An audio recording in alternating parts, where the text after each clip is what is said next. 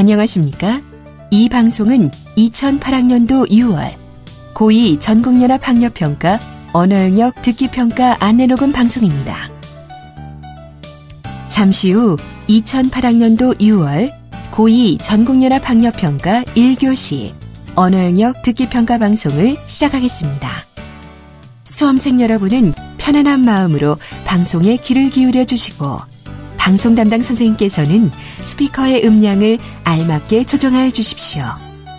수험생 여러분은 답안을 작성하기 전에 반드시 답안지 왼쪽 해당란에 성명과 수험번호를 정확하게 기입하고 표기하였는지 확인하시기 바랍니다. 듣기평가 문제는 1번부터 5번까지입니다. 방송을 잘 듣고 문제지에 있는 5개의 답안지 중에서 맞는 답 하나만 골라 답안지에 해당란에 바르게 표기하십시오.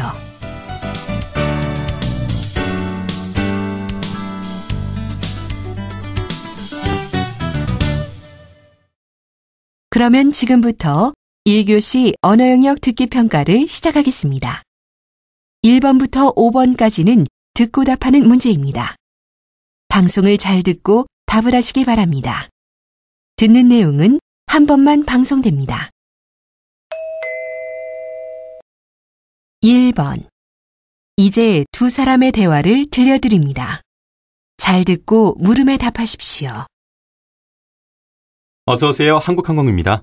안녕하세요. 무엇을 도와드릴까요? 예, 이번에 뉴욕에 있는 언니를 좀 만나려고요. 비행기 예약 좀 하려는데요. 아, 네.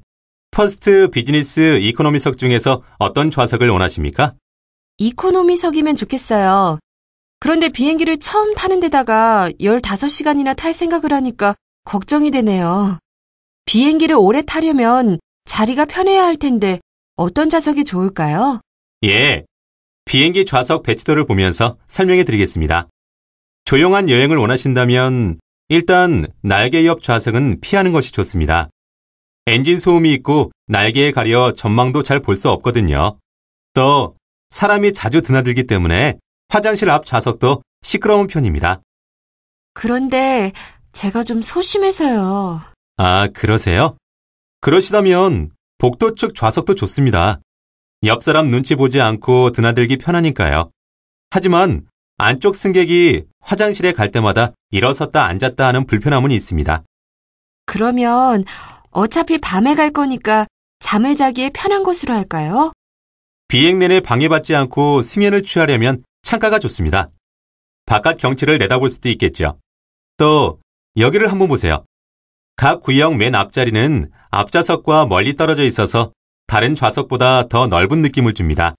그리고 비행기에서 유일하게 요람을 걸 수 있는 자리라 어린아이를 동반한 부모에게 배정되는 경우가 많죠. 신혼부부라면 비행기 맨 끝 좌우도 좋습니다. 이코노미 석임에도 뒤쪽으로 갈수록 좁아지는 비행기 구조상 두 좌석만 붙어 있어서 편안하게 여행할 수 있거든요. 2살 난 아이를 데리고 가야 하는데. 아, 그러세요? 방금 전에 설명드린 이 자리가 좋겠네요.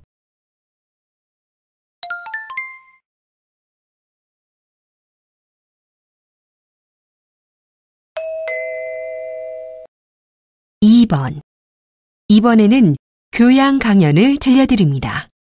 잘 듣고 물음에 답하십시오.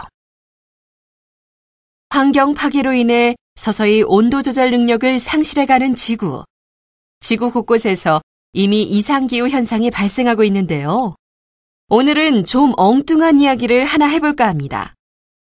여러분, 햄버거 좋아하시죠? 우리가 꽤 자주 먹는 편이지요. 그런데 환경 파괴로 인한 이상기후 현상 얘기를 하다가 갑자기 웬 햄버거?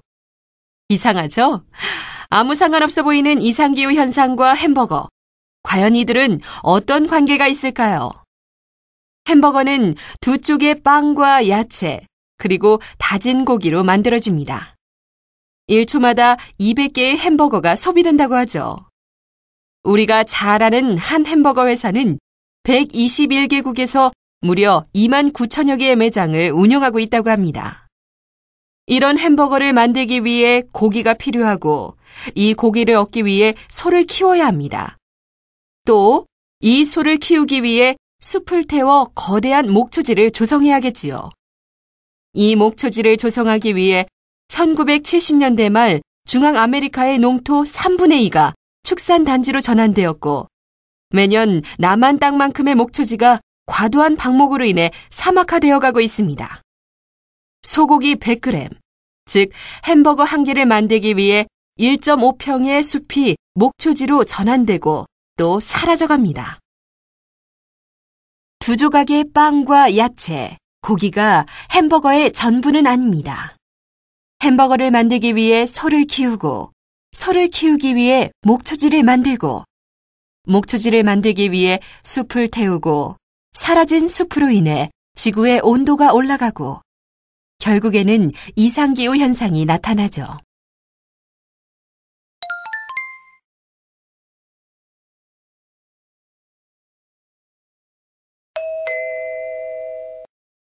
(3번) 이번에는 수업 장면의 일부를 들려드립니다.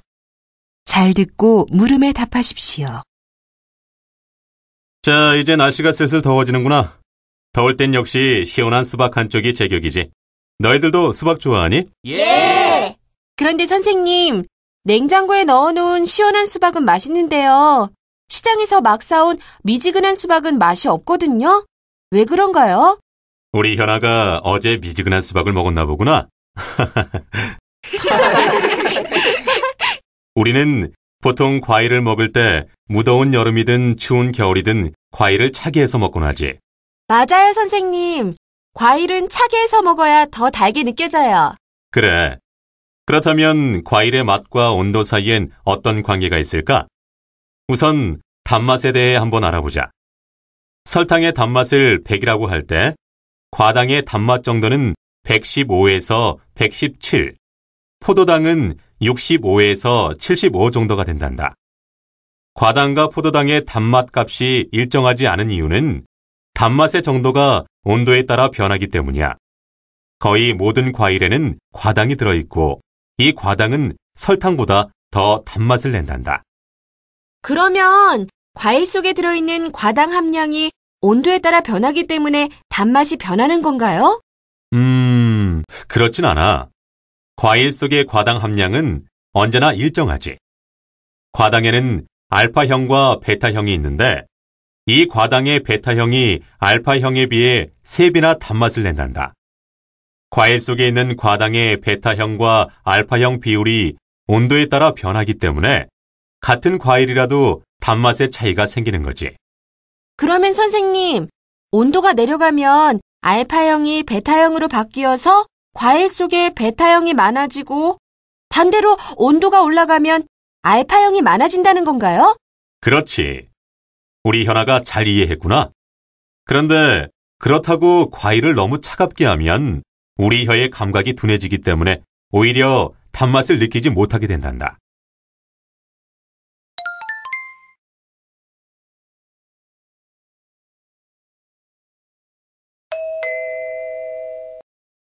(4번) (5번) 이번에는 대담을 들려드립니다. 잘 듣고 4번과 5번의 두 물음에 답하십시오. 안녕하십니까? 시사대담 이것이 궁금하다 시간입니다. 올해부터 우리나라도 국민참여재판제도를 시행하게 되었습니다. 이 제도에 대해 많은 사람들이 관심을 갖고 있지만 그 구체적인 내용에 대해서는 다소 생소한 것이 사실입니다.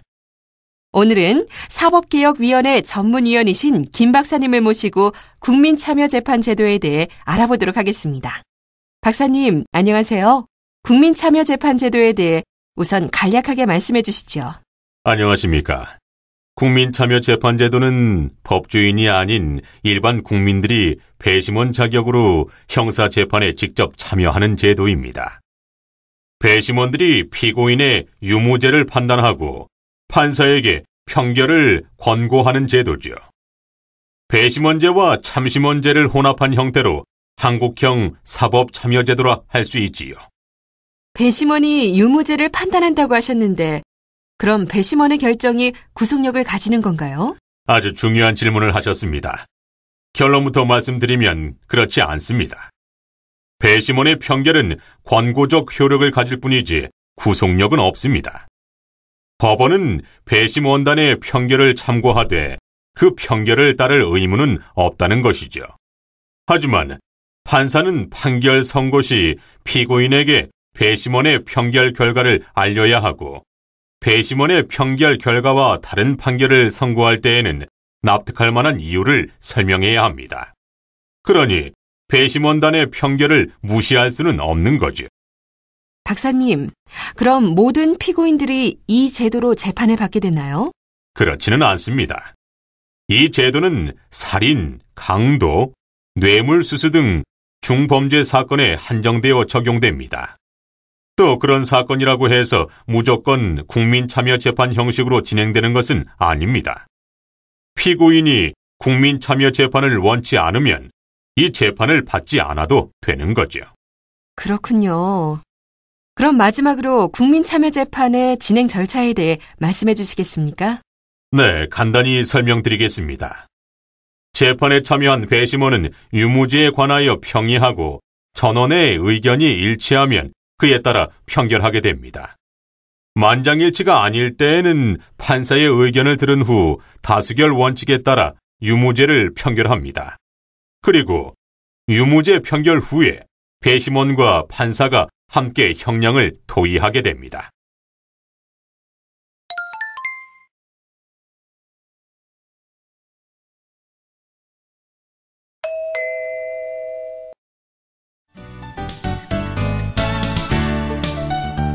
이제 듣기 문제는 모두 끝났습니다. 6번 문제부터는 문제지의 지시에 따라 답하십시오.